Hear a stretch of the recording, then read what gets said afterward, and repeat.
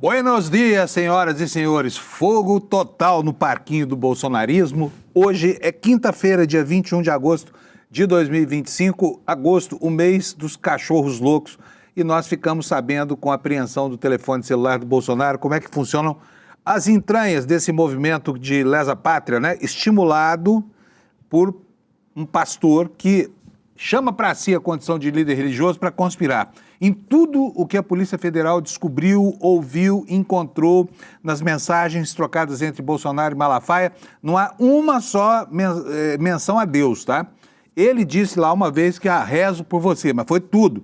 No entanto, lá na Polícia Federal ontem, ao chegar de Portugal, ele se calou e disse que é um líder religioso. Não há um aconselhamento religioso, mas fez condição de colocar a sua questão de líder religioso. E um paradoxo aí, hein? Ao sair do depoimento que prestou ontem na chegada de Portugal, o pastor Malafaia falou o seguinte: olha, tem que me prender, não vão me calar. Mas diante do delegado da Polícia Federal, ele se calou, usou a prerrogativa do direito ao silêncio para não se comprometer. Ou seja, boquirroto, falastrão, mas na hora H ele amansa. Ele vira um cãozinho civilizado, tá? Foi assim ontem à noite, o Brasil ficou surpreso ontem, no comecinho da noite, com a liberação da documentação das decisões do ministro Alexandre de Moraes e do embasamento dessas decisões a partir do que foi encontrado no telefone celular do Bolsonaro e das conversas, mais uma vez, insidiosas que ele mantinha com colaboradores. Entre esses colaboradores, não apenas Malafaia, mas também um advogado chamado Martim De Luca, que é o advogado da Rumble e é o advogado da Trump Media também, a quem o Bolsonaro pedia conselhos, inclusive sobre como redigir uma nota sobre a questão do tarifaço. Então, hoje este é o nosso assunto. Nós vamos dissecar o documento de mais de 170 páginas liberado ontem, né? Deu um trabalho louco para a gente durante a madrugada ir trabalhando esses textos e pegando os destaques, mas nós temos o quadro completo para você, né? E hoje o dia vai ser pautado por essa confusão decorrente daquilo que saiu, principalmente do telefone de Bolsonaro. E aqui mais uma observação, que coisa curiosa, né? Porque até agora o Bolsonaro tinha tido tanto cuidado com relação a certas coisas, ao seu telefone celular principalmente, mas ele descuidou. E aí descobrimos tudo. Inclusive, né, o que está ali contido nessas mensagens desmonta o bordão Deus, Pátria e Família. Deus é com Malafaia, ou seja, praticamente não existe no contexto do golpe continuado dos Bolsonaro, né? Pátria são os Estados Unidos e família é o Eduardo Bolsonaro mandando o próprio pai tomar no cu, com perdão pelo palavrão, mas está lá consagrado no... Obrigado, Alex. Está lá consagrado no material levantado pela Polícia Federal e está lá também nas considerações do ministro Alexandre de Moraes. Portanto, nós sentimos muito, nós vamos ter que mostrar para você esse palavreado chulo mesmo, que é característica dessa família, né? Meu amigo Alex Amorim, o circo está pegando fogo. E aí, meu amigo? E no futebol, tivemos alguma coisa ou não? Peraí. Entrando, Panuso, tudo bem? Opa, bom dia. Ontem o circo tá pegando fogo no Brasil e ontem o Flamengo acabou com a esperança do Internacional e está classificada da próxima fase da Copa Libertadores, eu ia falar Copa do Brasil, está classificado, Panuso. Oh, mas que maravilha. Mas foi tudo? Foi isso? Então, não, teve mais, né? O Flamengo ontem jogou muito bem contra o Internacional, fez valer o favoritismo e conseguiu a classificação. E hoje teremos LDU e Botafogo e também teremos para finalizar o jogo entre Palmeiras e Universitário. E para não deixar passar um pedido do meu querido amigo Chico Pinheiro, Panuso, ele falou para falar mais sobre o Galo aqui no Desperta. E hoje, às 7 horas da noite, teremos Atlético Mineiro contra Godoy Cruz na Sul-Americana, disputando a vaga para as oitavas de finais da Copa Sul-Americana, Panuso. Mas o Chico é cruzeirense, não é? Ou ele é atleticano? Ele é Atlético Mineiro, Panuso. Ele chegou e me falou: você tem que falar mais do Atlético Mineiro, porque a gente é uma torcida irmã, porque a torcida do Palmeiras e do Atlético anda lado a lado. Muito bom, tá ótimo. Então, Vamos deixa eu nessa, pedir um Panuso. favor para você, só para a gente, porque o dia hoje vai ser muito pesado, então eu vou aproveitar essa abertura nossa aqui para dar uma relaxada, né? Fala aí a sua arroba nas redes sociais, pessoal, de seguir, Alex, porque o Alex tá virando um baita influência, viu, gente? Sim. Futebolístico, olha lá, o perfil dele tá bombando, né? Ontem estava tirando sarro de corintiano. Vai arranjar confusão aí, hein, Alex? Sim, lembrando para nós que é um perfil exclusivo do Palmeiras, tanto no TikTok que eu estou lá, e tanto no Instagram, o arroba é avante.verdão, com 2 O e sem o tio. Eu fiz um vídeo falando sobre a contratação do Carlos Miguel, que é a nova contratação do Palmeiras, e ele jogou no Corinthians, e então foi uma forma que eu tive que pegar um engajamento da torcida rival e fiz esse vídeo e viralizou no Instagram. Eu gostei bastante, Panuza. Muito bom. Obrigado. Bom, agora fizemos o merchan dele. Só mais uma coisinha. Ele é uma espécie de Milton Neves do bem, tá, gente? Sim. Então, eu vou pedir para ele antecipar aqui, afinal, que ele vai falar, eu tenho certeza absoluta que vai ser Flamengo e Palmeiras. É isso que você vai falar, Alex? Então, eu acho que o Flamengo não passa do Estudiantes, vai ser Palmeiras e Vélez na final da Copa Libertadores, Panuza. Não irei sabonetar. E quem é que ganha? Palmeiras. Palmeiras vai ser o primeiro brasileiro tetracampeão, assim como foi o primeiro campeão mundial em 51. Só tá faltando mesmo um título mundial de verdade agora, né? Sim, a gente tenta. 51 é a maior paia dos palmeirenses, viu? Mas tudo bem, vamos nessa, Alex. Um abração para você, bom dia, tchau. Tá? Alex continua aqui, nosso DTV, diretor de TV. Pessoal, vocês querem informação de meteorologia? Vou ser rápido hoje, por quê? Porque temos tanta coisa hoje, o cirquinho dos Bolsonaro pegando fogo, né? Dá uma alegria na gente, assim, cidadã. Bom, deixa eu tirar aqui da minha apresentação, porque aqui nós estamos passando, às vezes, o carro na frente dos bois. Eu já estou mostrando na tela, você não vai ver, mas eu estou mostrando aqui na tela já os destaques dessa confusão toda da Polícia Federal com o Bolsonaro. Saiu aí, né, Alex? Posso continuar agora? Meteorologia. Está na meteorologia. Hã? Está na outra tela? Bom, então eu vou fazer o seguinte, eu vou passar essa tela para o outro lado, porque eu preciso da tela funcionando aqui, Alex. Bom, deixa eu aproveitar, vou começar logo com o PowerPoint, gente. Vamos para o que interessa, porque eu não vou conseguir apresentar para vocês neste instante as manchetes dos jornais, tá? Mas eu vou conseguir apresentar para vocês muito bem a síntese daquilo que foi com base no inquérito da Polícia Federal, tá? Então, quero mostrar para vocês a primeira coisa. Olha, diante de tudo que se conheceu ontem, né, das mensagens trocadas com Malafaia, com Bolsonaro, ontem aparece o Malafaia como um grande incentivador, uma espécie de tutor de toda essa ação lá nos Estados Unidos, atuando ora como conselheiro da família ali, para tentar conciliar a relação entre pai e filho, que como você vai ver, estava uma porcaria essa relação, e sempre dando as diretrizes que Bolsonaro deveria seguir. Então o papel do Malafaia está muito claro, ele é um dos líderes do golpe e o Bolsonaro se submete a ele, inclusive para a construção de documentos, para o posicionamento público dele, né? Vou começar mostrando aqui para vocês justamente uma dessas coisas aqui, é o momento em que houve uma certa tensão lá entre o ninho bolsonarista. Por quê? Porque o governador Tarcísio Freitas, no dia 7 do mês passado, foi a Brasília e teve a iniciativa de procurar o encarregado de negócio da Embaixada dos Estados Unidos, que não tem embaixador, tá? E aí, isso acabou gerando uma baita confusão, inclusive com palavrões, que daqui a pouco vocês vão ver, né, nessa relação entre o pai e os filhos.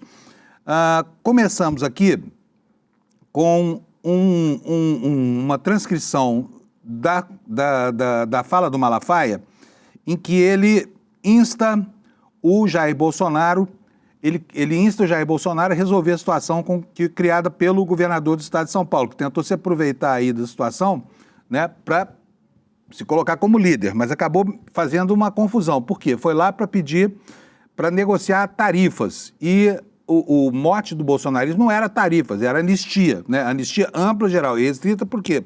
Porque tem que ser ampla, geral e restrita para poder abrigar as pretensões do Bolsonaro. Aí, sobre essa ideia do Tarcísio ir, havia uma versão lá entre eles de que o Tarcísio foi com a bênção de Bolsonaro, ou seja, Bolsonaro teria estimulado a ida dele. E aí aparece o Malafaia dizendo isso aí que está escrito na tela. Presidente, você sabe que eu sou seu aliado de primeira hora. Com todo respeito, se o que eu falar não for verdadeiro, por favor, não precisa me dar explicação nenhuma e desconsidere o que eu vou falar. Se o Tarcísio foi à embaixada americana a pedido seu, você cometeu o maior erro político da sua vida. Se o Trump refrescar para Lula sem resolver a sua questão, que é o motivo principal da taxação, é só ler a carta. Lula vai deitar e rolar por cima. O endereço para acordo é o Supremo Tribunal Federal. São os únicos que podem pressionar o Lula a arrumar uma saída honrosa para eles que estão com o rabo na reta. Eu não tenho medo de pancada em redes sociais. Lula, onde o JN já sinalizou que era um acordo. Você está com a faca e o queijo na mão.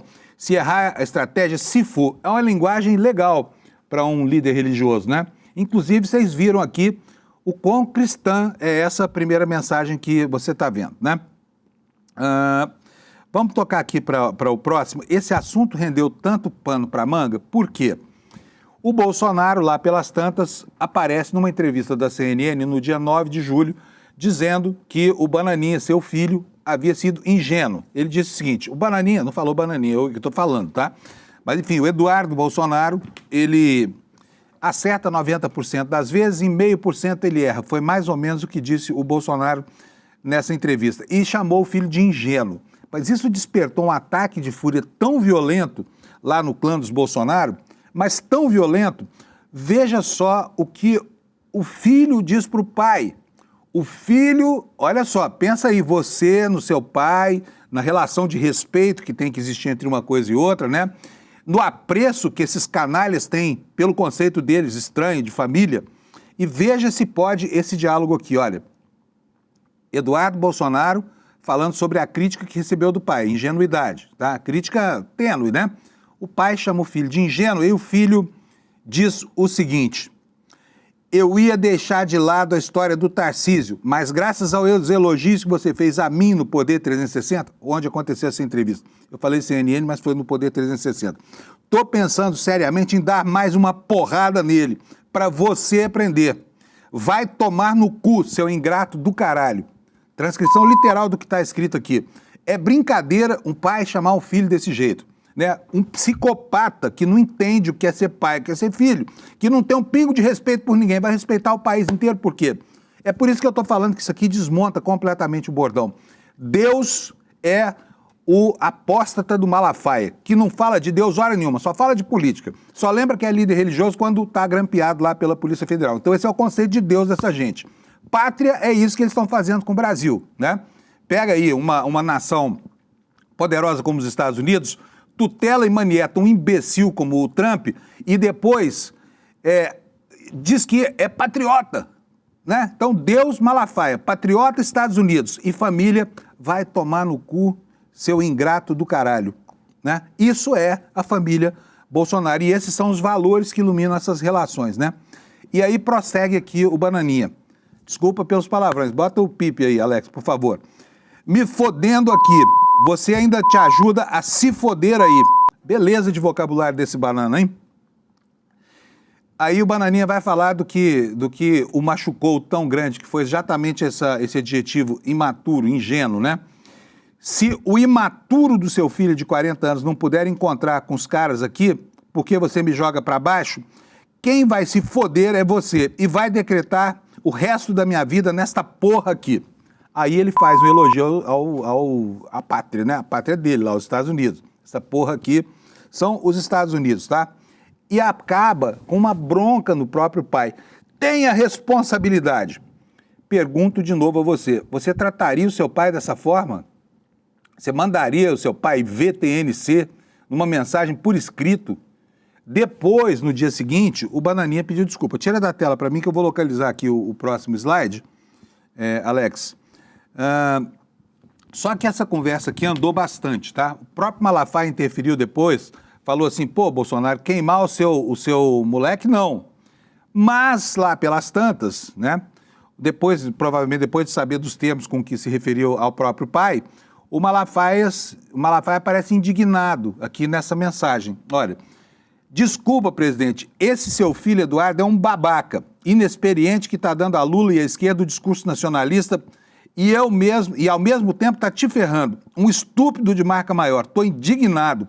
Só não faço um vídeo e arrebento com ele por consideração a você. Não sei se vou ter paciência de ficar calado se esse idiota falar mais alguma asneira. Aqui está o líder religioso, né? Um cara que tem uma vocação realmente ao sagrado que deixa a gente bem estupefato, inclusive, né? Chamou Eduardo Bolsonaro de babaca, inexperiente, Falou mais, estúpido de marca maior e, que mais? Idiota. Esses são os adjetivos. E aqui não dá para discordar do Malafaia, né, gente? Fala sério. Hein? Você discordaria do Malafaia? Nessa qualificação do que vem a ser esse sujeito pérfido chamado Eduardo Bananinha Bolsonaro? Vamos mais. O que acontece aqui? Malafaia também critica a maneira amadora como eles se relacionam lá, né? E estou falando isso com relação à guarda de informações estratégicas. Por quê? Há uma certa paranoia. Isso parece muito com as relações que o Hitler tinha com os principais comandantes do Terceiro Reich. Eles se odiavam, né? Um invejava o outro, ficava buscando espaço político. E como faz o Malafaia em relação ao Bolsonaro, também ficavam lá puxando o saco do líder, né? Do líder, no caso, Hitler. É a mesma coisa. É um saco de gatos essa história toda, nesse núcleo de poder. Observa bem, o Malafaia é boquirroto, ele fala demais, né? A gente lembra que peixe morre pela boca. O Malafaia morre pelo WhatsApp do Bolsonaro. Ele diz o seguinte, olha, o amadorismo político de vocês me impressiona. O Gilmar Mendes, vazou para a Mônica Bergamo o pedido de vocês. Quer falar com o Trump? Faz um vídeo, uma videoconferência, não precisa se expor, é piada.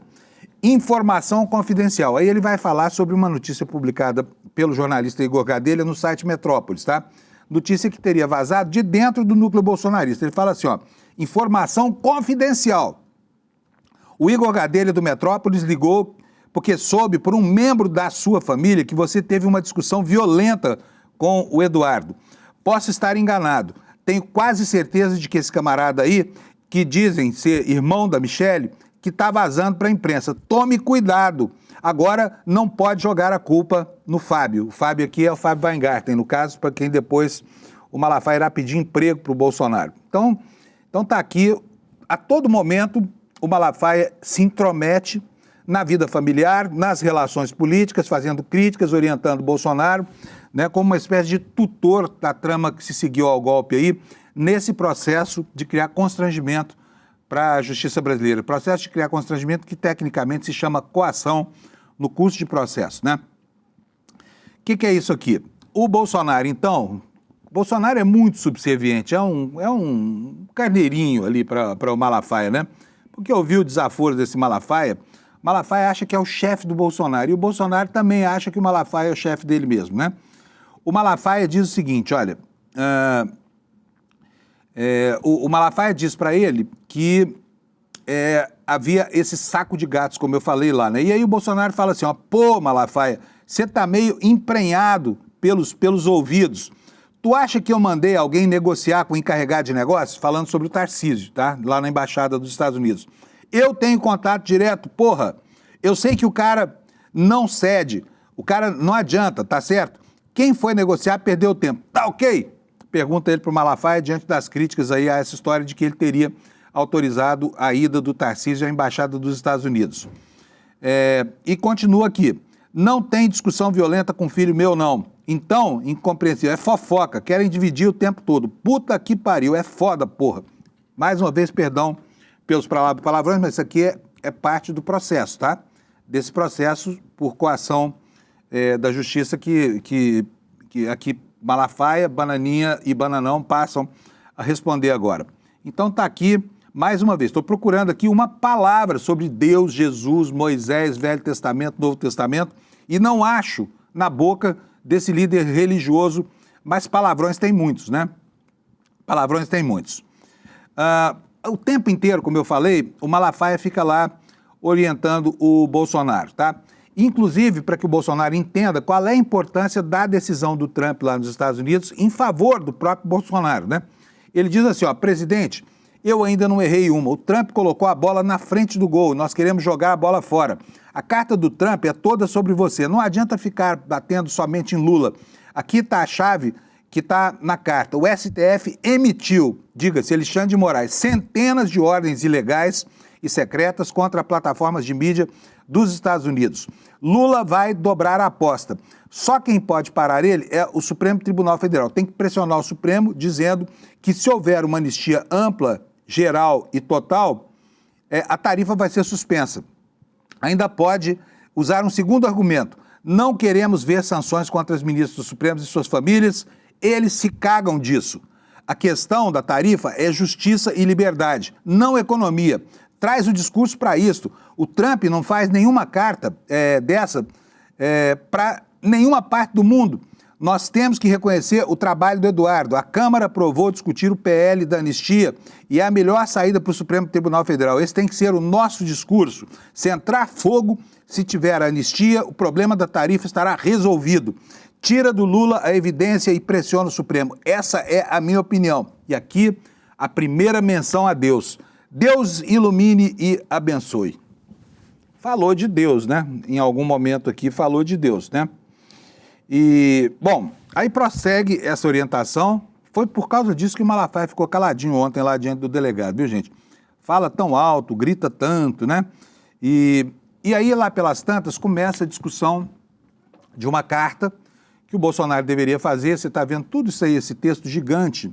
Eu não vou ler tudo isso aqui para você para poupar os seus ouvidos dessa história toda, tá? Mas o Malafaia queria que o Bolsonaro fizesse uma carta dizendo justamente isso que eu falei aqui agora há pouco, que o problema do Trump era com relação ao Bolsonaro e não com relação às tarifas, que ele deveria pressionar o Lula a achar, junto com o Supremo, uma solução alternativa que poupasse, inclusive, isso que já está acontecendo, que é, de repente, ministro do Supremo e familiares e outros atores coadjuvantes nesse processo de apuração da trama golpista serem sancionados pelo governo dos Estados Unidos, né?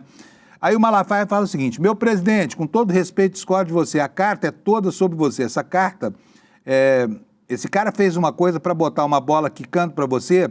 Eu conversei ontem com quem está lá nos Estados Unidos, e com quem fala com o assessor do Donald Trump todo dia. Deve ter falado com Paulo Figueiredo, né? Eu quero ver uma reação do Bolsonaro e dos outros. Claro que você vai arrumar uma briga com o Supremo, mas você pode até colocar isso. Nós não queremos ver Donald Trump com sanções sobre ministros e suas famílias. Ele insiste muito nesse ponto aqui para falar, para botar alguma qualidade, né, na imoralidade, na indecência do comportamento do Bolsonaro. Queria adicionar um cado de humanidade aqui, fala, não quero ver punição para ministro do Supremo, tá? Então aqui a prova, né, mais do que concreta, de que o Malafaia orientava o Bolsonaro nesse processo de coação do Poder Judiciário, usando para isso o governo dos Estados Unidos, né? E aí sai a tal da carta, que é essa que você está vendo aí, esses termos. Essa carta vai andar muito ainda, tá? Essa carta vai e volta, vai para o advogado da Rumble, enfim, vai lá. O Bolsonaro faz a carta, manda um rascunho aqui para o Malafaia, e essa carta diz o seguinte, ó, Brasil, a terra prometida do Ocidente. Esse sim, Bolsonaro tem uma visão messiânica desse processo. A carta do presidente Donald Trump tem muito mais, ou quase tudo, a ver com valores e liberdade do que com economia, tentando desviar o foco da punição imposta a todo o país, né? Não me alegra ver sanções pessoais ou familiares a quem quer que seja. Não me alegra ver nossos produtores no campo ou na cidade, bem como o povo, sofrendo com essas tarifas de 50%. A solução passa por justiça aos presos pelo 8 de janeiro, passa pela anistia, que é a palavra mágica na opinião deles, né?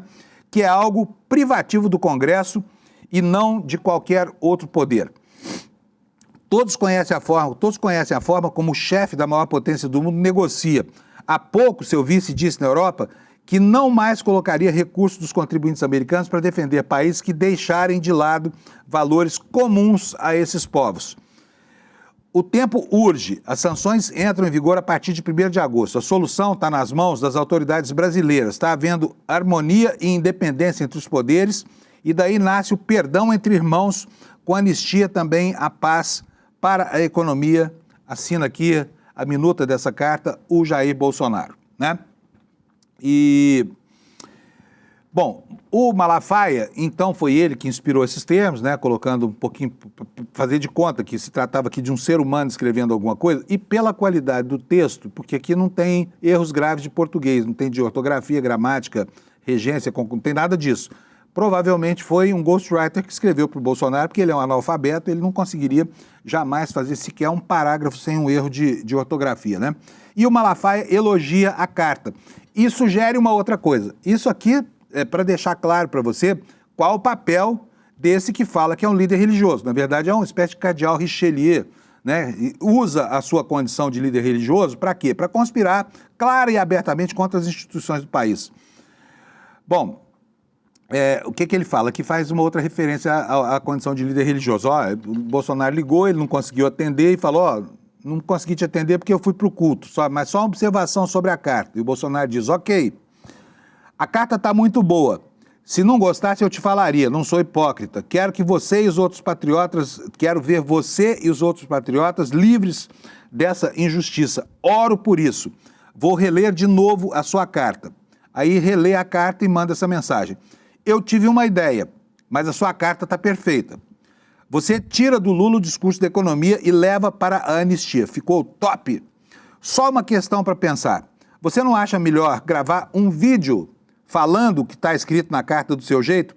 O brasileiro vai ver muito mais o vídeo do que ler a carta. Questão cultural. KKKKK. Só para você pensar, sugeriu o vídeo. E aqui eu vou mostrar para vocês em áudio, tá? A resposta do Bolsonaro. Só preciso informar aqui ao Alex sobre qual é o áudio. O Bolsonaro está dizendo aqui, olha, o áudio 4, Alex, por favor, depois o áudio 3, tá? Primeiro de tudo, o Bolsonaro explica por que não saiu esse vídeo. Vamos ver aí o que disse o Bolsonaro na própria voz. Põe, Alex. É o áudio 4. Estou com uma crise de soluço. Cada 3 segundos um soluço. É impossível gravar qualquer coisa. E essa crise está comigo há dias, tá ok? Se por acaso acalmar aqui, eu faço. Estou com uma coisa de soluço aqui, faz 3 dias que se a coisa acalmar aqui, eu faço. Bolsonaro parece um cachorrinho do Malafaia, faz tudo que ele manda, né? E aí, ele seguinte, falou, olha, então não vai dar para gravar o vídeo, estou soluçando o tempo inteiro assim, estou soluçando aqui e vou fazer essa carta, depois eu vou meter um vídeo. Bota aí, áudio 3, por favor. Alex. Rafael, eu meto a carta e depois vejo o vídeo, tá ok? Olha só, outros conselhos, no áudio 5, nós vamos ver aí, nós vamos ouvir aí uma orientação em viva voz desse pastor, né, boquiroto, chamado Malafaia, Silas Malafaia, orientando o Bolsonaro como uma espécie de consultor de mídia, fazendo com ele aqui uma antecipação do que, tecnicamente, o pessoal da área da comunicação chama de media training. Olha só a orientação nesse áudio 5. Vai lá. Olá, presidente, tudo bem? Você sabe que amigo é aquele que fala que o outro está com mau hálito. Eu aprendi esse ditado há muito tempo atrás. Tem que ter muita intimidade para dizer que o outro está com mau hálito. Quando eu falo coisas e te questiono, eu acho que você é um cara muito inteligente e já fez a leitura. Eu não faço isso porque quero te detonar. Muito pelo contrário. Eu quero uma solução. Mas deixa eu te falar. Número 1. Não aceite falar em qualquer veículo. Me desculpa. 4h30 da tarde, nessa porcaria desses caras. Tem que ser seletivo para isso. Por exemplo, Metrópolis, os caras mais acessados hoje no país. E que tem cara contra você e cara a favor seu. Né? O Metrópolis tem essa coisa boa, ele tem os 2 lados. Então, lá era um lugar para você falar e a hora é fundamental. Tem que ser depois de 18. Agora, presidente, você me desculpa, você podia até defender Tarcísio, porque foi você que mandou Tarcísio na embaixada e falar com o Gilmar. Agora, você queimar seu garoto, aí não, vai me desculpar. E olha que eu mando mensagem para Eduardo batendo nele. Isso é um erro estratégico, de alto grau. Você não tinha que bater no rapaz. Olha o trabalho que o cara está fazendo. Você podia até... um direito seu, eu nem questiono. Você podia até defender o Tarcísio, legal. Agora, você batendo o teu filho, que está fazendo um trabalho junto a autoridades, falando com os principais assessores de Donald Trump, conseguindo produzir isso tudo aí que o Trump está fazendo, aí você errou, mas errou feio. Outra coisa, presidente, escuta-me, por favor. Grave um vídeo, presidente. Seu povo... A sua bolha precisa ter algo para se defender e te defender. Grave um vídeo. Mostra essa questão, a tarifa de Donald Trump. Ele está denunciando o que Alexandre... Cite, você não... Isso, chega desse vídeo aí, desse áudio. Tem muitos áudios aqui para mostrar para vocês, né?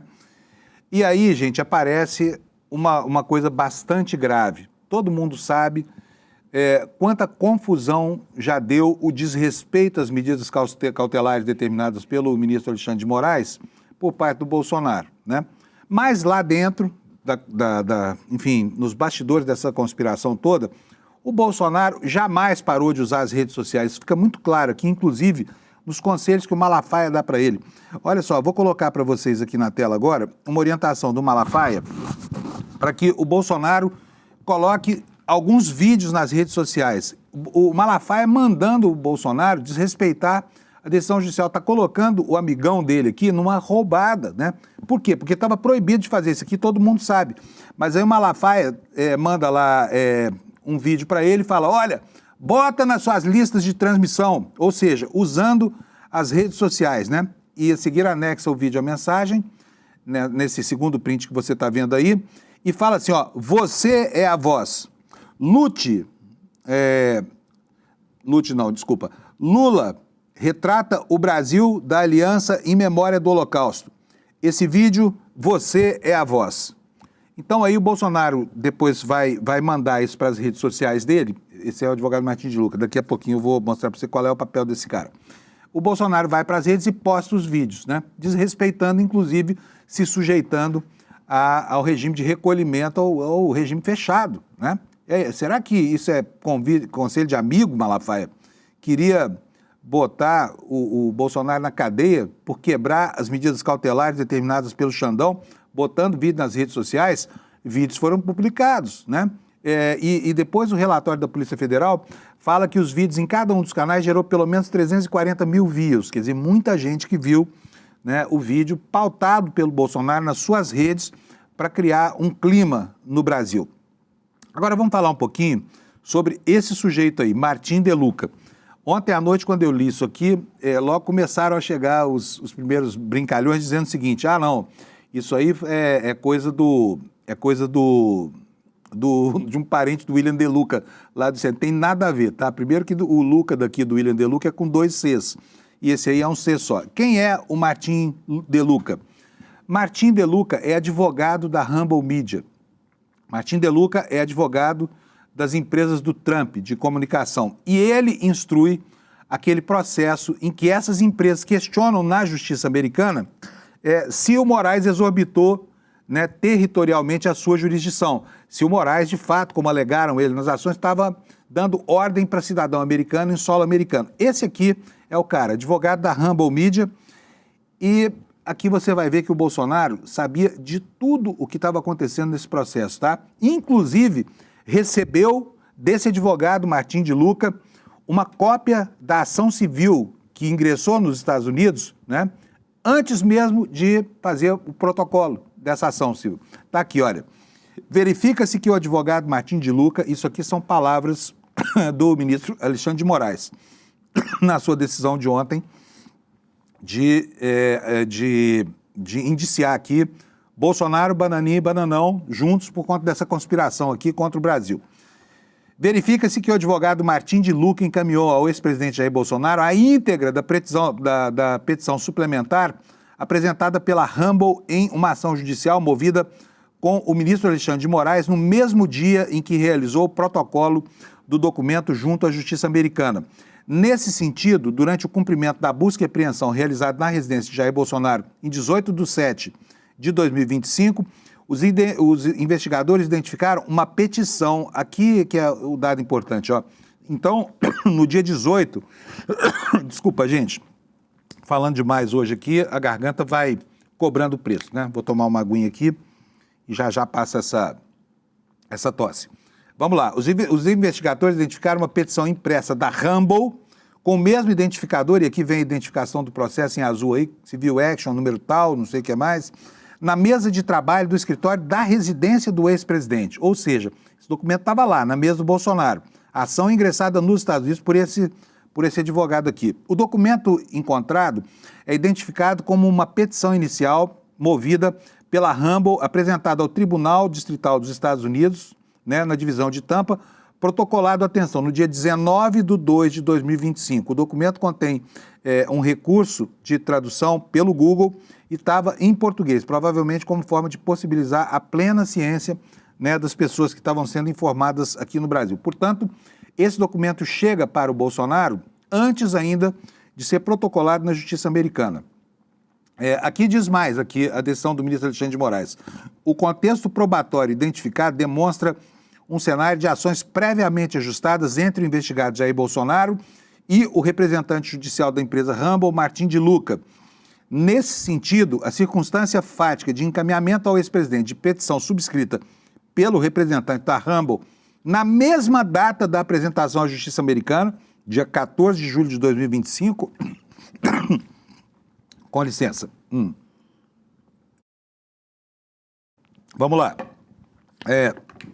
A apresentação desse documento na mesma data em que ele foi apresentado à justiça americana, no dia 14 de julho de 2025, constitui indício relevante que evidencia desvio quanto à real finalidade das pretensões deduzidas pela empresa em face da litigância contra o ministro do Supremo Tribunal Federal.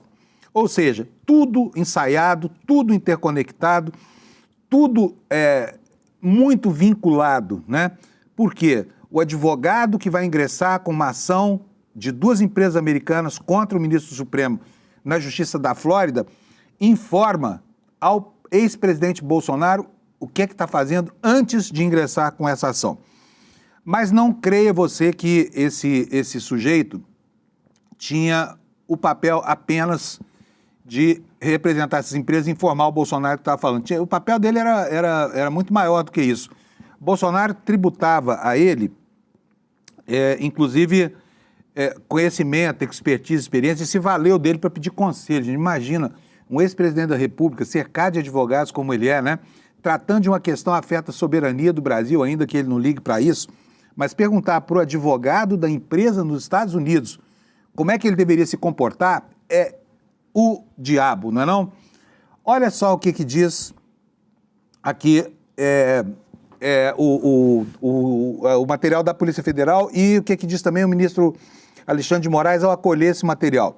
Fala o seguinte, olha, os elementos informativos indicam que Eduardo Bolsonaro e o ex-presidente Jair Bolsonaro atuam de forma subordinada a interesses de agentes estrangeiros em alinhamento previamente condicionado ao entendimento de pretensões externas, com fortes indícios de repasse de dados estratégicos quanto a possíveis cenários de natureza eleitoral e política em troca de quê? De apoio internacional para a consecução dos seus fins ilícitos. Conforme exposto, os investigados praticam de forma reiterada atos atentatórios aos interesses e à soberania nacional, visando objetivos pessoais. No caso, a prática dos atos de coação a autoridades brasileiras com o objetivo de obter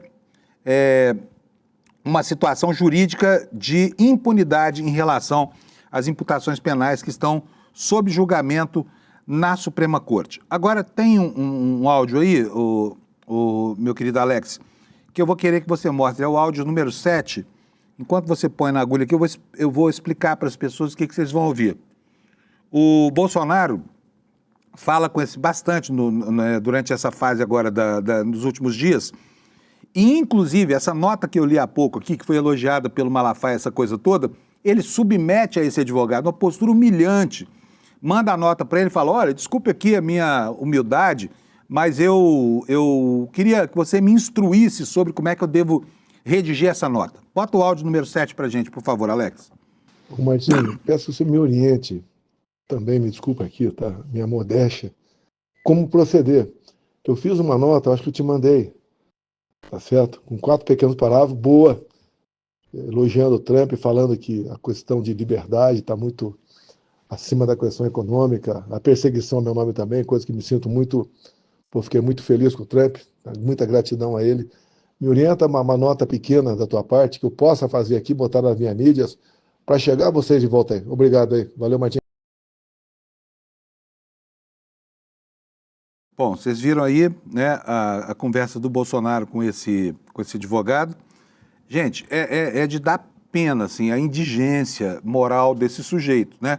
O cara pega o advogado das empresas do Trump, quer dizer, fica muito claro que o objetivo dessa ação era mesmo só de criar constrangimento já e que estava tudo articulado com o Bolsonaro aqui no Brasil, né?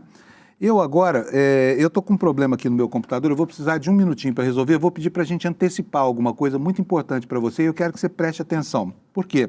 Nós estamos vendo esse movimento todo aí, muito preocupante, de uma nação cuja democracia está em pleno descenso, uma democracia que um dia foi supostamente a maior democracia do continente, de repente se prestando a isso, colocar o Estado mais poderoso do mundo, para perseguir um juiz que está cumprindo as suas atribuições.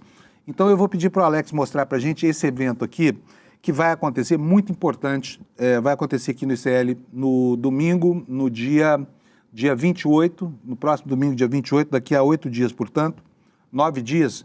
E é muito importante entender o que está acontecendo com as democracias no mundo inteiro e com a sabotagem ao processo democrático representada por esses líderes autocráticos que, como Trump, Bolsonaro, como o presidente da Hungria, da Turquia e outros tantos aí pelo mundo, querem acabar com a democracia e usam para isso as fragilidades da própria democracia. Então, está aqui para você. Eu gostaria muito de convidar você para assistir essa aula que o Daniel Ziblatt, que é um dos autores do livro Como as Democracias Morrem, que é um marco teórico desse começo de milênio aqui, sobre esse ocaso de algumas grandes democracias, dia 28, no domingo, aqui no ICL. Para você participar, vai aqui bota o link aqui, por favor, Alex. Olha, despertaicl.com.br, tá? Você vai ver agora o Eduardo Moreira anunciando para a gente aqui como é que será esse episódio. Bota para a gente o vídeo, eu já volto. Espera aí, ele está pegando aqui o vídeo. Vou reiterar para você. Domingo, dia 28 de agosto, quinta-feira, 20 horas, e inscrições no despertaicl.com.br, tá bom? Vou voltar aqui para os áudios para que você possa entender direito. Eu estava falando aqui agora desse advogado Martin Deluc e da relação quase pornográfica que o Bolsonaro mantém com ele, o advogado da Rumble e da Trump Media, que não só informava o Bolsonaro, como também orientava o Bolsonaro. Põe de novo o áudio 7 para a gente, por favor, Alex. Martim, peço que você me oriente. Me fala também, se mudou aí aqui, a tela. Modéstia. Como proceder? Eu fiz uma nota, acho que eu te mandei, tá certo? Com 4 pequenos parágrafos, boa, elogiando o Trump, falando que a questão de liberdade está muito acima da questão econômica, a perseguição ao meu nome também, coisa que me sinto muito, fiquei muito feliz com o Trump, muita gratidão a ele. Me orienta uma nota pequena da tua parte, que eu possa fazer aqui, botar nas minhas mídias, para chegar a vocês de volta aí. Obrigado aí. Valeu, Martim. Bom, eu vou pedir para o Alex, eu preciso realmente que rode aí o vídeo, Alex, por favor, para a gente poder resolver o problema aqui da tela do computador. Você coloca para mim, por favor? Tá. Bom, vamos continuar aqui então com os áudios. Bom, voltou aqui a tela do PowerPoint para vocês, então deixa eu ver, estou atrapalhadão aqui, gente. É o improviso aqui que obriga, por quê? Porque isso tudo foi feito durante a madrugada, tá? É muito material e esse material é um material extremamente importante para determinar o que vai ser do dia de hoje, dos próximos passos dessa investigação, Mas já houve aqui, eu vou buscar aqui para vocês no X o que disse o Eduardo Bolsonaro, que fez uma longa nota. Mas antes disso, vamos assistir aqui ao vídeo da chamada desse evento, enquanto eu me acerto aqui com a minha condição técnica. Roda para nós, por favor, Alex. Tem gente que ainda acredita que o Bolsonaro e a turma dele é simplesmente um bando de maluco que gosta de pegar o microfone e falar um monte de besteira. Agora, será que quando ele faz os ataques às urnas, quando ele faz os ataques ao STF, quando ele faz os ataques, aos líderes de partidos e ideologias que não são a dele, será que isso tudo sai da cabeça dele na hora? Ou será que existe um método? Será que existe um programa para poder minar e, no final das contas, destruir uma democracia? A melhor pessoa do mundo para nos ensinar sobre isso é Daniel Ziblatt. Ele é professor de Harvard e escreveu o best-seller Como as Democracias Morrem, livro que atingiu o primeiro lugar em quase todos os países do mundo democrático. Ele, Daniel Ziblatt, vai dar uma aula com exclusividade para o ICL no dia 28 de agosto. Uma chance única da gente poder aprender com um dos maiores intelectuais do mundo de graça. Aprender com um dos melhores professores do mundo de graça. Com tudo ali fácil para a gente poder entender. não tem outro lugar, é só no ICL. Bom, vocês viram aí o convite do Eduardo Moreira para vocês. Quero saber se a minha tela chegou aí para você, Alex. Não chegou a tela aí? Beleza, então... Vou colocar aqui. Eu estou realmente com dificuldade hoje aqui para conseguir apresentar isso. Vamos ver se eu consigo levar para vocês aqui o outro. Só que você vai ter que colocar na tela aí para mim, tá? Beleza, põe no ar, por favor, essa tela. Eu preciso vê-la aqui no monitor, senão não consigo falar. Está aqui a tela que eu falei para vocês, né? A minha tela principal aqui, e está tudo errado.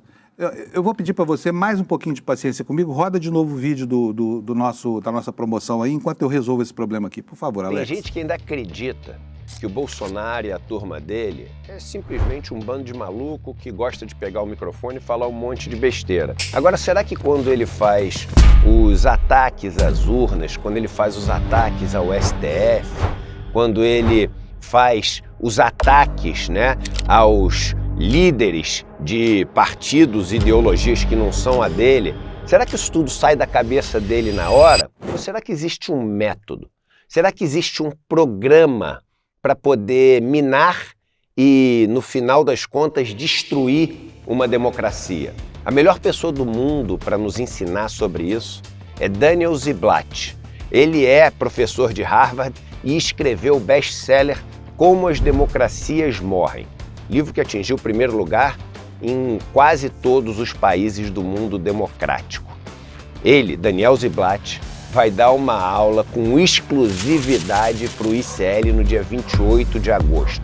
Uma chance única da gente poder aprender com um dos maiores intelectuais do mundo de graça. Aprender com um dos melhores professores do mundo, de graça. Com tudo ali fácil para a gente poder entender. Roda de novo, não Alex. tem outro lugar, é só no ICL.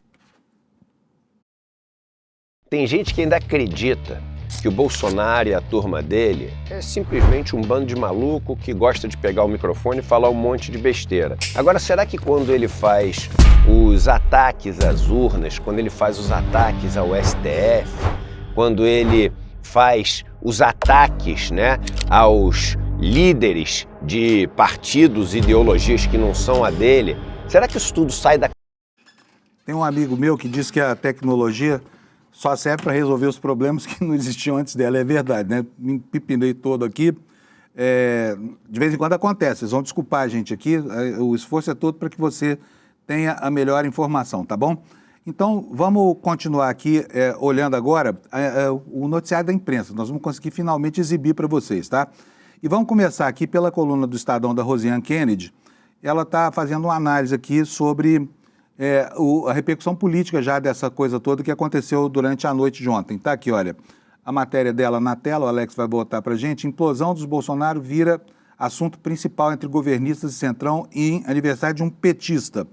Aliados do Planalto consideraram que o efeito do bate-boca entre Bolsonaro e o filho Eduardo foi um enfraquecimento do discurso da família, enquanto o Centrão preferiu centrar críticas ao que considerou um vazamento seletivo de conversas privadas. O que nos diz aqui a coluna do Estadão? A implosão da família Bolsonaro, revelada pelas mensagens que a Polícia Federal recuperou, virou o principal assunto da festa de aniversário do Marcelo Ramos. Aliados do Palácio do Planalto consideraram que o efeito do bate-boca entre o ex-presidente e o filho Eduardo foi um enfraquecimento do discurso da família, enquanto o Centrão preferiu focar as críticas ao que considerou um vazamento seletivo de conversas privadas.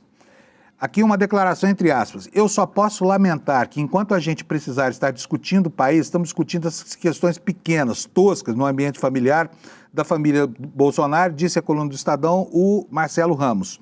Na avaliação dele, a briga dos Bolsonaro deve fortalecer a recuperação da popularidade de Lula, mesmo antes da aprovação de pautas prioritárias do Planalto, como a ampliação da faixa de isenção do imposto de renda. E aqui eu preciso lembrar para vocês que o Malafaia foi muito crítico dessa história toda, dizendo assim, vocês vão dar para o Lula, vão tirar o mote da democracia da gente, vai tudo para ele, da liberdade de expressão, vai tudo para ele.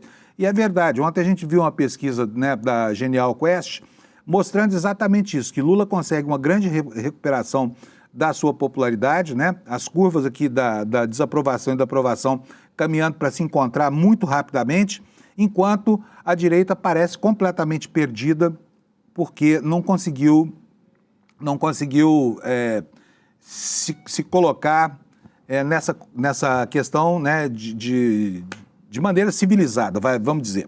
Agora, nós temos outros assuntos para tratar hoje também. O mundo está apavorado diante do que está acontecendo lá no Oriente Médio, né, onde Israel continua aparentemente imune aos pleitos do mundo, aos pedidos do mundo inteiro, e está implementando ações na Cisjordânia e também se preparando para a tomada da cidade de Gaza, o que vai gerar certamente muito mais dor e morte do que já aconteceu até agora. E o assunto, não pensem vocês que é tranquilo, inclusive na imprensa americana. Vou mostrar para você a manchete hoje, a capa do New York Times, e você vai ver aqui, olha, que a principal manchete na capa é essa aqui, olha, com ações na Cisjordânia e na cidade de Gaza, Israel desafia o clamor global. Acontecimentos levantaram questões sobre se uma nova proposta de cessar-fogo para a guerra em Gaza poderia avançar. Quero lembrar aqui, enquanto eu abro a matéria numa outra guia aqui para você ver, que o Trump disse que acabaria com essa guerra em 2 semanas, com essa guerra e com a guerra da Ucrânia. Ele já tem mais de 6 meses de governo e até agora não conseguiu sucesso em nenhum eixo, nem em outro eixo, enquanto prepara aí o ambiente de conflagração em outros cantos do planeta, né? O que diz aqui a matéria? Com ações na Cisjordânia e na cidade de Gaza, Israel desafia clamor global. Aprovou novos assentamentos na Cisjordânia, enquanto suas tropas chegaram aos arredores da cidade de Gaza. E aqui fica a pergunta para vocês. Eu não tenho nenhuma simpatia pelo Hamas, tá? Eu acho deplorável o que aconteceu, aquele atentado terrorista que abriu essa crise toda foi uma estupidez, né? Uma desumanidade e, além de tudo, uma burrice, porque massacrou, depois com o furor da reação de Israel, o próprio povo palestino. Mas a Cisjordânia não tem Hamas, tá? E as ações agora são na Cisjordânia, o que confirma, como se precisasse haver mais uma confirmação, né? Que esse tipo de ação aqui, olha, registrada por essa foto fumacenta aqui, mostrando um tanque no campo de batalha, se isso aqui não fosse suficiente para mostrar que é um processo de higienização, de limpeza étnica nessa região e que ninguém consegue parar o Estado de Israel. Diz aqui a Lara Jakes, que é uma especialista nessa questão de Gaza, o seguinte: quarta-feira Israel aprovou novos assentamentos na Cisjordânia, anunciou que estava seguindo em frente com os planos de tomar a cidade de Gaza, contrariando críticas internacionais e desafiando o crescente apoio à criação de um Estado palestino independente. As medidas que levantaram questões sobre se uma nova proposta de cessar-fogo, que as autoridades disseram ser semelhante aos termos que Israel endossou anteriormente, poderiam ou não prosseguir. Especialistas disseram que as duas ações sugeriram que o primeiro-ministro Benjamin Netanyahu estava se curvando às ideologias dos extremistas na sua coalizão para permanecer no poder, mesmo ao custo de isolar Israel internacionalmente. Então, está aqui, prossegue essa campanha infamante lá de Israel, uma campanha sangrenta, né, impiedosa, que lembra em tudo mesmo, aquilo que os judeus sofreram quando foram massacrados pela população população nazista da Alemanha na Segunda Guerra Mundial. Israel não aprendeu nada com a Segunda Guerra Mundial e está fazendo o seu próprio holocausto palestino, né? Na imprensa internacional, também está repercutindo o episódio aqui no Brasil, né? O jornal Clarim, da Argentina, hoje traz uma matéria na sua capa falando sobre a tentativa do Bolsonaro de obter asilo político do governo Milei. Isso aconteceu em dezembro de 2004, tá, esse pedido. Mas foi encontrado agora o arquivo no telefone do Bolsonaro e eu quero mostrar para vocês aqui, vou só achar aqui a manchete do Clarim, porque o jornal argentino colocou lá na capa dele também a história do asilo. Os argentinos também não sabiam. A única informação que os argentinos tiveram foi agora. Por quê? Porque a minuta não chegou a virar uma comunicação formal ao governo argentino, né? Estou lembrando isso aqui, que foi em 2024, em dezembro de 2024, portanto já há 9 ou 10 meses que esse documento foi produzido e foi baixado no telefone do Bolsonaro em 2024. Essa mensagem só foi recuperada agora por conta de que o telefone que o Bolsonaro comprou agora no mês de julho, ele fez ele restaurou os arquivos de telefones anteriores, tá? O Clarim tirou da capa aqui a matéria, então não vou mostrar para vocês, mas está lá no site do Clarim, tá? O Bolsonaro, por falar nessa história toda do pedido de asilo à Argentina, o Bolsonaro deu 48 horas, o Moraes deu 48 horas para o Bolsonaro se explicar e dizer por que ele pediu asilo à Argentina. Ele pretendia fugir do país, né? O processo já estava instaurado e ele já estava inclusive em processo de instrução. A matéria da Folha de São Paulo diz o seguinte: o ministro Alexandre de Moraes, do Supremo, deu 48 horas para a defesa do ex-presidente Bolsonaro explicar os trechos do relatório da Polícia Federal que indicam possíveis descumprimentos de medidas cautelares e o risco de fuga do país. O que disse o ministro Alexandre de Moraes? Diante de todo exposto, intime-se a defesa de Jair Messias Bolsonaro para que, no prazo de 48 horas, preste esclarecimentos sobre os reiterados descumprimentos das medidas cautelares impostas, a reiteração das condutas ilícitas e a existência de comprovado risco de fuga, diz aqui o Alexandre de Moraes. A investigação da Polícia Federal revelou que Bolsonaro tinha em seu celular uma carta com um pedido de asilo endereçado ao presidente da Argentina, documento produzido, segundo a PF, pela esposa do senador Flávio Bolsonaro. A investigação identificou que o documento foi salvo no aparelho de Bolsonaro no dia 10/2/2024, 2 dias depois da deflagração da Operação Tempus Veritatis, autorizada pela Suprema Corte nos autos da petição 12.100-DF, deflagrada em 8/2/2024, destaca Moraes. Será que ele já sabia? Né? Será que ele já sabia do que o destino reservava para ele? Porque foram 2 dias, Tempus Veritatis hoje, depois de amanhã Bolsonaro faz essa carta, uma carta bastante bem escrita do ponto de vista da correção ortográfica e gramatical, certamente também não foi obra dele, né?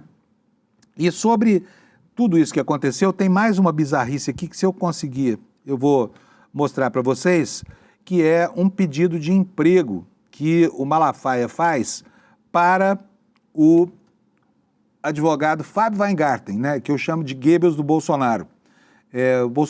O Malafaia liga para o Bolsonaro e fala: olha, você se lembra, né, que a Michelle Bolsonaro demitiu o Fábio Weingarten, né? Tá aí no áudio 6, por favor, coloca para mim na agulha aí, Alex, porque eu queria mostrar isso aqui.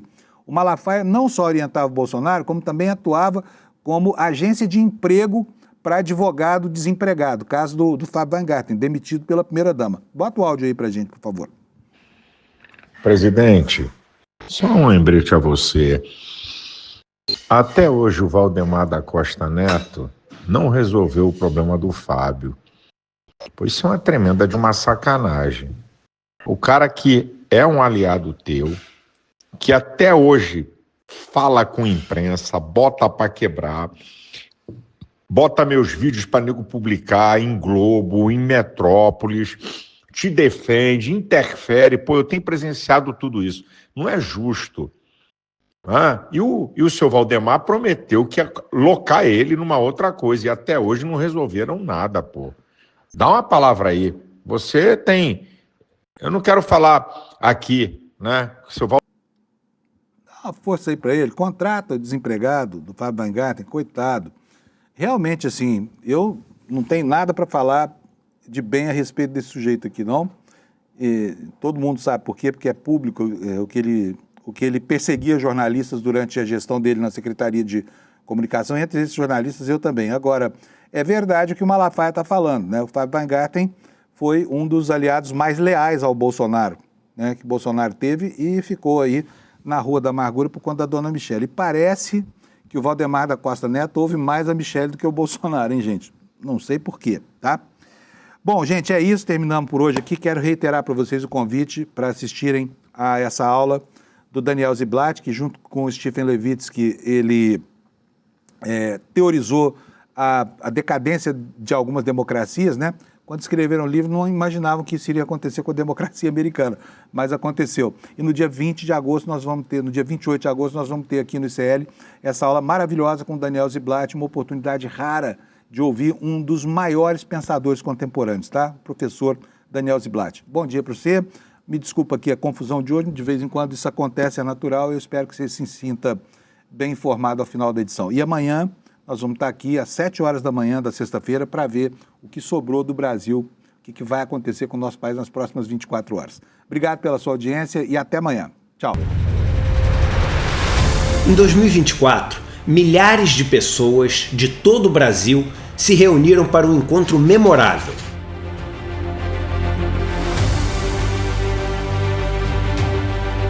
No palco, histórias incríveis. A gente está na vida para evoluir, para aprender. Na plateia, novas amizades e sonhos compartilhados. É o melhor presente de aniversário desse recado. A esperança e a alegria tomaram conta.